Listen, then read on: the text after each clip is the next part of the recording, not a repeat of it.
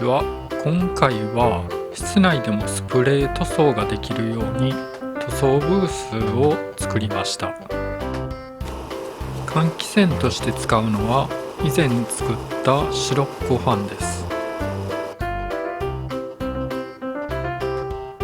形状はこのようになっています。どういうものがいいのかよくわからなくて、他の皆さんがよく作られているものを真似て作ったという感じです。中の仕切り板が特徴的で、これによって風の流れが調整されます。この塗装ブースの材料は木材で組んだフレームにプラダンを貼り付けて作っています。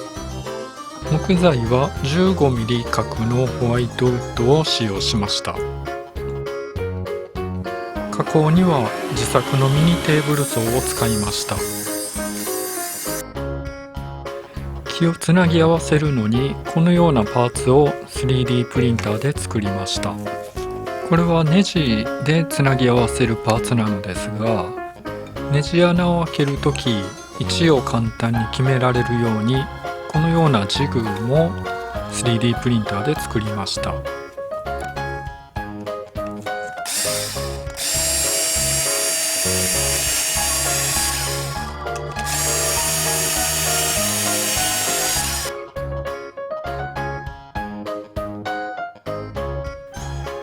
そして組み上がったフレームがこちらです。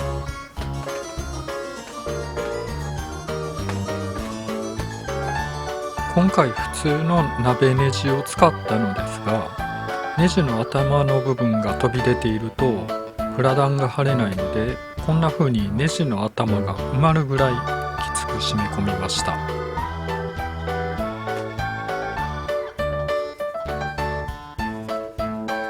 そしてこれがフレームに貼るプラダンです。フレームに貼るとこんな感じです。貼り付けるのには両面テープを利用しました。ファンを取り付けるためにプラダン上部には穴を開けてあります。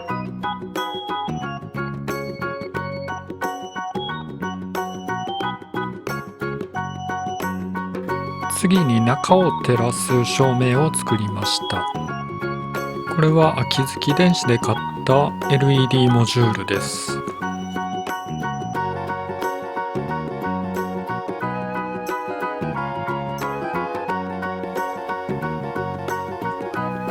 かなり明るいです。正直3つもいらなくて1つで十分でした。そして残りのプラダンを貼り付けて出来上がりです。次に排気を外に出すためにスタイロフォームをくり抜いて窓枠にこのように取り付けました。スタイロフォームのカットには以前自作した電熱線カッターを使いました。丸くくり抜くためにこのようなガイドとなるものを作りました。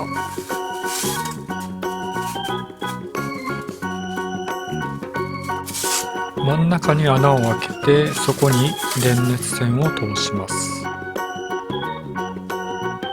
そしてガイドに軽く当てながら切っていきます。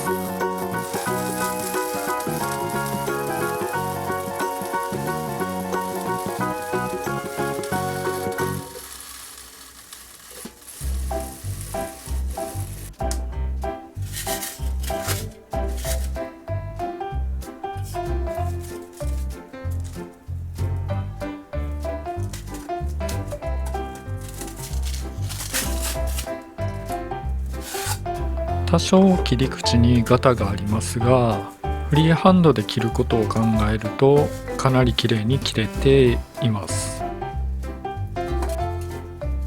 ちなみにガイドなしで切るとこんなガッタガタになってしまいます。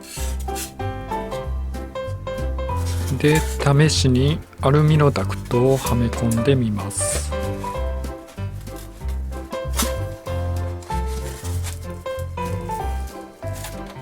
ぴったりはまりました。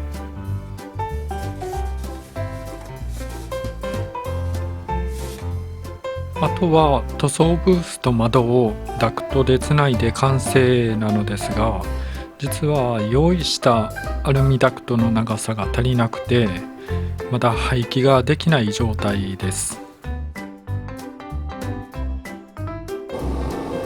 で、スプレー塗装はまだ無理なのですが、代わりにこんなもので吸い込みをチェックしてみました。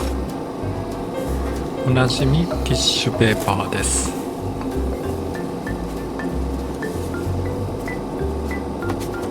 こう下に置くとあまり座れないのですが、少し持ち上げると勢いよく吸い込まれます。ちなみにファンの回転は半分ぐらいに抑えています。といってもこれ以上回転を上げると騒音と振動が激しくなるので、実質これが最大のパワーです。続けてお線香を使って吸い込みをチェックしてみました。まだファンは止まっています。今スイッチを入れてファンが回り始めました。ちょっと分かりにくいですが、結構吸い込んでくれています。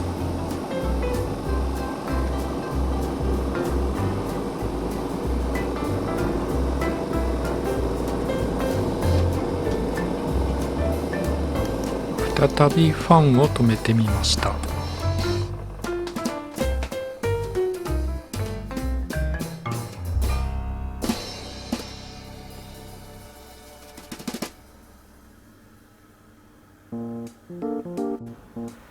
最後に騒音がどんな感じかスマホのアプリで見てみます。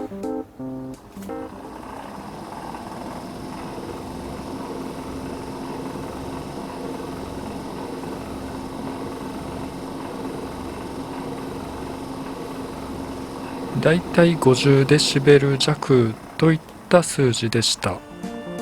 私の体感的にもこの程度の騒音なら夜中に使ったとしても苦情は来ないだろうという感じです。